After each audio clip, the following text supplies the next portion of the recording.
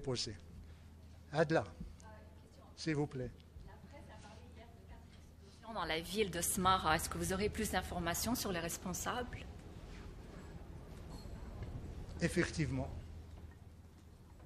comme l'a souligné la presse internationale, les radios, il y a eu 4 déflagrations dans la nuit de samedi à dimanche dans la ville spirituelle du Sahara marocain, dans la ville de Ma'l-Ainin, le grand leader de l'opposition et surtout combattant, qui a combattu la colonisation espagnole. C'est en pleine nuit que ces 4 explosions ont eu lieu. Je vais vous montrer ici. C'est une ville qui est connue pour sa sérénité, pour la qualité de sa vie et surtout pour le pacifisme de ses populations civiles. Les 4 explosions dont vous avez fait mention, madame, elles sont pratiquement dans le même périmètre. Première explosion, c'est dans le quartier industriel. Deuxième explosion, c'est dans le Hay Salam. Troisième, Hay Salam. Et le quatrième, Hay Al-Wahda. Vous voyez, c'est pratiquement la ville et sa périphérie. Il n'y a aucune installation civile, comme vous pouvez le constater dans la première explosion dans le quartier industriel. Il n'y a aucune installation ou site militaire ni quoi que ce soit. Deuxième, Hay Salam également, vous voyez des bâtiments, vous voyez des rues, vous voyez des terrains vagues. Troisièmement, Hay Salam, vous voyez, c'est les constructions, pratiquement. Et Hay Nahda également, vous voyez des bâtiments, des rues. Ben, c'est dans ces quartiers que ces explosions ont eu lieu. Nous déplorons malheureusement un martyr, un jeune garçon de 23 ans qui s'appelle Hamza, qui est venu, qui ne vit même pas là-bas, qui est venu voir sa tante pour demander la main de sa cousine. Il vit en France, dans la ville de Tarbes.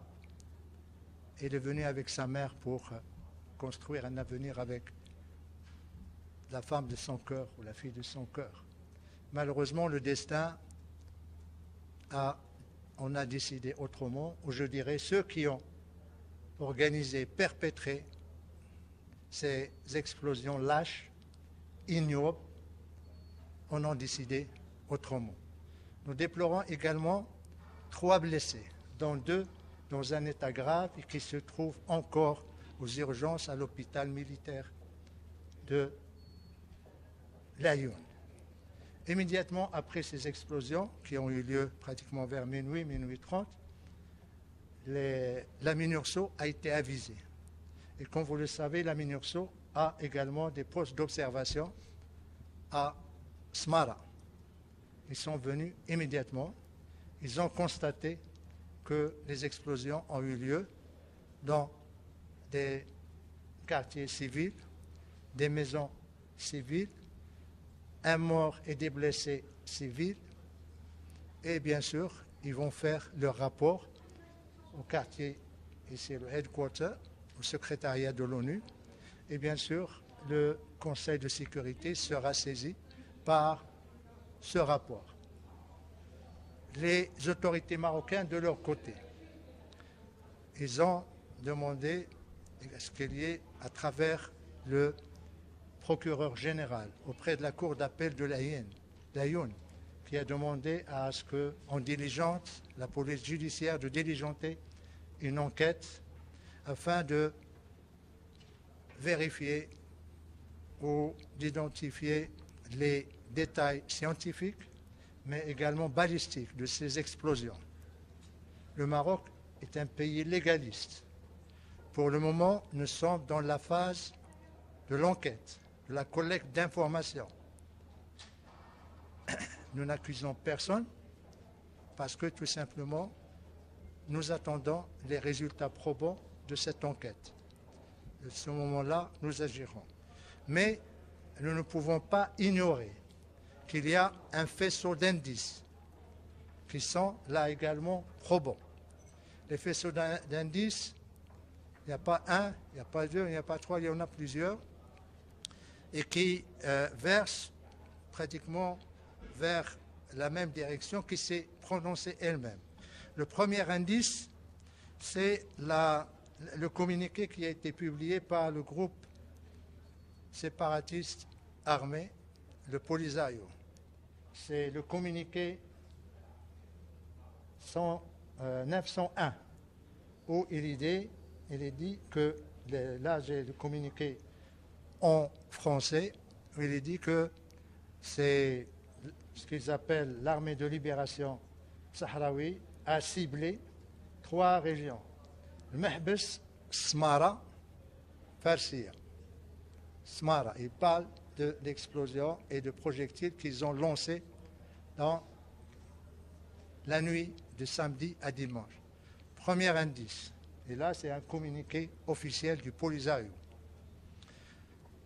Deuxième indice, lorsque les radios et les télévisions du monde, les agences de presse ont commencé à parler de ces explosions, le Polisario, et en le citant, à aucun moment, il n'a démenti. En l'absence de démenti de sa part, tout le responsabilise et tout indique que, effectivement, son silence confirme que c'est eux qui sont derrière ces explosions. Comment pourrions-nous qualifier tout en attendant les résultats et les conclusions de l'enquête de la police judiciaire de la Younes Mara? Nous savons que le droit international, le droit humanitaire international, les résolutions des conseils de sécurité qualifient toute attaque ou tout ciblage des civils ou des villes civiles comme acte terroriste, comme acte de guerre. Et bien sûr, ça suppose des conséquences et des responsabilités. Pour le moment, tout ce que nous pouvons dire, c'est que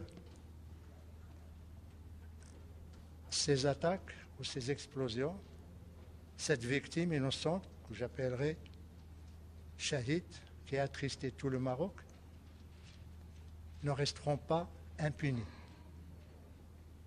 Les responsables devront assumer leurs responsabilités juridiques, mais également politiques.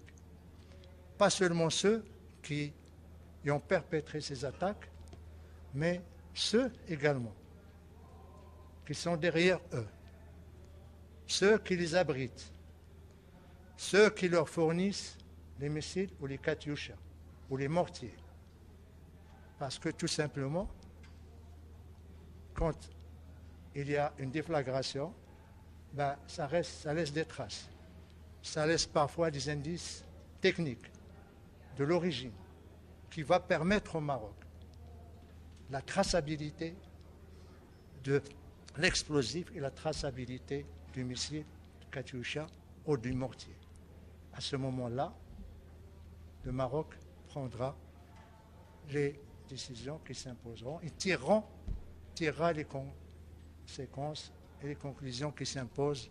Et bien sûr, le premier à en tirer devra être le Conseil de sécurité, dès lors qu'il aura un rapport détaillé de la part de la MINURSO. La MINURSO est là pour superviser le cessez-le-feu. Le cessez-le-feu a été rompu il y a maintenant 2 ans, quelques mois. Il y a une responsabilité et nous attendons à ce que ce rapport soit rendu public par les Nations Unies afin que tout le monde sache qui cible les civils, qui tue les innocents, qui déstabilise la sécurité dans la région et qui risque de provoquer des drames sur l'ensemble d'un embrasement de la région. Tout le monde doit savoir ça et la communauté internationale, bien sûr, doit juger de ce qui s'est passé. Nous faisons confiance à la MINURSO, nous faisons confiance au Conseil de sécurité pour décider et, bien sûr, le Maroc tirera, comme je l'ai dit, responsabilité qui s'impose après cet acte que je qualifierais d'ignoble et d'acte terroriste, condamnable.